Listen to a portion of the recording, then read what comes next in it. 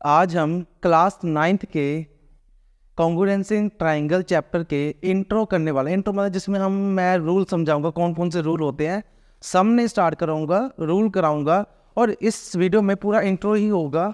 और ये वीडियो के बाद मैं जाके आगे एक्सरसाइज स्टार्ट कराऊंगा। तो नमस्कार बच्चों, मेरा नाम है रिजान। चलिए शुरू करते हैं। देखिए, कॉन्ग्रुएंसी और ट्राइंगल का मतलब क्या होता है, पहले ये समझिए।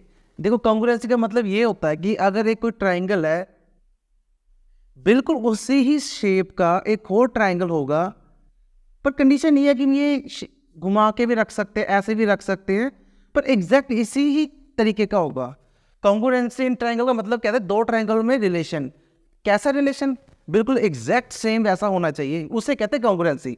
एक सिमिलैरिटी होती है, वो अलग होता है। सिमिलैरिटी में क्या होता है कि बिल्कुल एंगल सेम होता है, सिर्फ एंगल सेम होता है, उसमें रेशियो इक्वल होती है, पर ये एक्चुअल में वैसा का वैसा नहीं होता।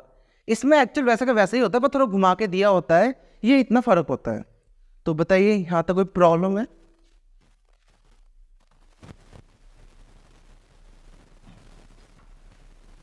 तो कॉन्ग्रुएंसी का मतलब आप समझ रहे हो कि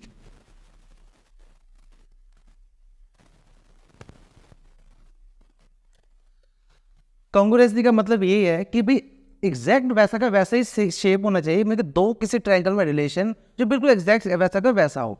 जैसे कोई एक ट्राइंगल है, इसको मैं नेम दे दूं ए बी और सी। इसको दे दूं नेमिंग में डी ए एफ। इस ट्राइंगल में कॉन्ग्रुएंस तब होगा, ये बिल्कुल एग्जैक्ट वैसा का वैसा होगा। इसे प्रूफ करने के लिए कुछ रूल होते हैं, अब मैं से वो रूल समझाऊंगा मैं, ठीक है? बस पहला रूल होता है ट्रिपल, पहला रूल होता है एस एस एस, कि अगर तीनों की साइड एग्जैक्ट सेम हो जाए तो कौन सा रूल लगता है? ट्रिपल एस रूल, जिसमें एस का मतलब है साइड, साइड और साइड। ये है पहला रूल। ज्यादा डीपली नहीं जाऊंगा मैं, जितना जरूरत है मैं उतना ही बताऊंगा। सेकंड रूल है, बस एक एक ए ऐड करते रहो, ए एस एस। इस रूल का मतलब क्या है कि एक एंगल इक्वल हो, कोई भी हो सकता है, और दो साइड इक्वल होंगे इन दोनों के ट्राइंगल बीच। जैसे कि ये ट्राइंगल इसकी इक्वल है, दो साइड इसके आपस में इक्वल है, तो इसको भी ऐसे बोलते हैं साइड साइड। अब ए को बीच में ले आओ, एस ए एस। ये कौन सा रूल है? अगर इस दोनों ट्राइंगल में कोई दो साइड इक्वल हो जाए और एक एंगल इक्वल हो, तो इसमें कौन सा रूल लगेगा? ये S A S. S A S का मतलब साइड एंगल साइड। चौथा रूल क्या कहता है, फोर्थ रूल, कि अब ए इसको नीचे ले आओ, एस एस ए, कि अगर किसी दो ट्राइंगल के बीच में अगर दो साइड इक्वल हो और एक एंगल इक्वल हो, तो कौन से रूल से कॉन्ग्रुएंट होता है? S S A. S S A मतलब साइड साइड और एंगल। अब देखो क्या है, मैंने एक बार एंगल एक बीच फर्स्ट में लिया, सेकंड में लिया और थर्ड में लिया। अब आएगा पहले दो में एंगल और साइड, कौन सा रूल लगेगा? एंगल एंगल और साइड।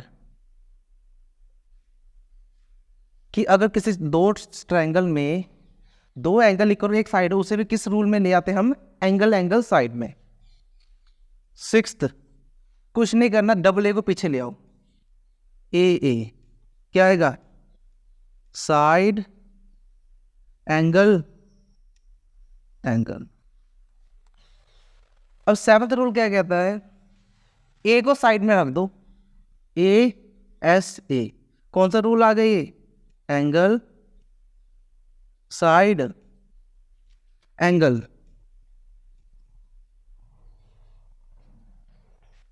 इसके बाद एक लास्ट रूल होता है, उसका थोड़ा ध्यान रखना पड़ेगा आपको। एक होता है RHS, ये कौन सा एग्जैक्ट हो, ये कोई रूल नहीं है, बस एक ही रूल है। जो SAS रूल होता है ना, उसमें अगर एक एंगल 90 आ जाए, देखो जो SAS रूल है, जैसे कि दो साइड और एक एंगल, दो साइड और एक एंगल, उसमें अगर एक एंगल 90 का आ जाए और एक साइड हाइपोटेन्यूज का आ जाए, हाइपोटेन्यूज क्या होता है, अगर राइट एंगल हो, आपको पता होना चाहिए, अगर एक एंगल 90 का है तो वो इस टाइप का शेप बनेगा, इसे कहते हैं हाइपोटेन्यूज, इसे कहते हैं बेस, इसे कहते हैं परपेंडिकुलर। बेस परपेंडिकुलर आप चेंज कर सकते हो, अगर फिर भी देखो जो हाइपोटेन्यूज कौन सा होता है, जो 90 के बिल्कुल ऑपोजिट होता है। अब ध्यान रखो, एक चीज़ होनी चाहिए क्या, कि एंगल होना चाहिए 90 और एक साइड होना चाहिए हाइपोटेन्यूज। कंडीशन फिर से समझ लो, एक होना चाहिए एंगल 90 का और एक होना चाहिए हाइपोटेन्यूज, और बेस अपने कुछ भी चल जाएगा एक साइड। अगर ये कंडीशन सेटिस्फाई कर रही है तो आपने SCS की जगह क्या लगाना है, RHS। ठीक है, अगर नहीं समझ इसे रिपीट कर लेना वीडियो को, नहीं तो मैं जब सम कराऊंगा आपको क्लैरिटी वैसे ही आ जाएगी, तो टेंशन लेने की जरूरत नहीं है। इसके बाद इसका फुल फॉर्म क्या होता है, राइट एंगल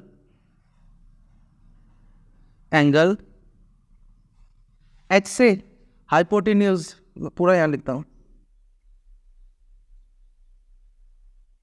और S का है साइड। ठीक है, राइट एंगल मतलब 90, हाइपोटेन्यूज मतलब 90 का एग्जैक्ट सामने वाला ही साइड होना चाहिए, और साइड मतलब कुछ भी, P और B में से कुछ भी चल जाए, तो वो किस में आएगा, RHS में। ठीक है, वैसे मुझे लगता है आपको समझ आ चुका है, पर फिर भी मैं एक बार रिपीट कर देता हूँ, इसी में से ही सभी के सभी जो आगे आने वाले जितने भी चैप्टर में सम है ना, इसी में से ही आएंगे। अगर आपको ये समझ आ गया, जब मैं चैप्टर कराऊंगा मुझे लगता है आपको कोई प्रॉब्लम नहीं आने वाली होगी, क्योंकि मैं पूरी डिटेल में स्टार्टिंग से कराऊंगा। फिर से मैं एक बार रिवाइज कर देता हूँ लास्ट में, अगर दो कोई ट्रायंगल है, अगर वो कॉन्ग्रुएंट होगा, कॉन्ग्रुएंट का मतलब कि वो क्या होगा, दोनों एग्जैक्ट वैसा का वैसा होंगे, तब कौन से रूल लगते हैं, किस रूल से वो कॉन्ग्रुएंट होते हैं। पहला रूल होता है ट्रिपल एस, मतलब अगर तीन साइड इक्वल हो जाए तो एंगल क्या हो जाता है, कॉन्ग्रुएंट।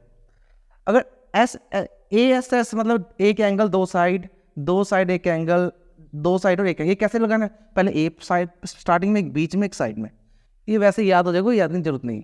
फिर क्या, दो एंगल पहले, दो एंगल लास्ट में और दो एंगल साइड में, और ये उसी हिसाब से चलेगा, वो रूल लग जाएगा।